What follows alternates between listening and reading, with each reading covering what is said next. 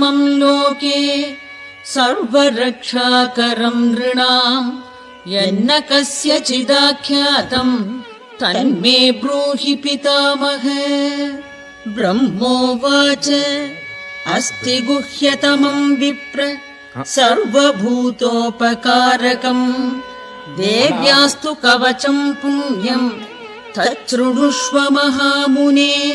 प्रथमम् शैलपुत्री च द्वितीयम् ब्रह्मचारिणी तृतीयम् चन्द्रघण्टेति कूष्माण्डेति चतुर्थकम् पञ्चमम् स्कन्दमातेति षष्ठम् कात्यायनीति च सप्तमम् कालरात्रीति महागौरीति चाष्टमम् नवमम् सिद्धिदात्री च नवदुर्गा प्रकीर्तिताः उक्तान्ये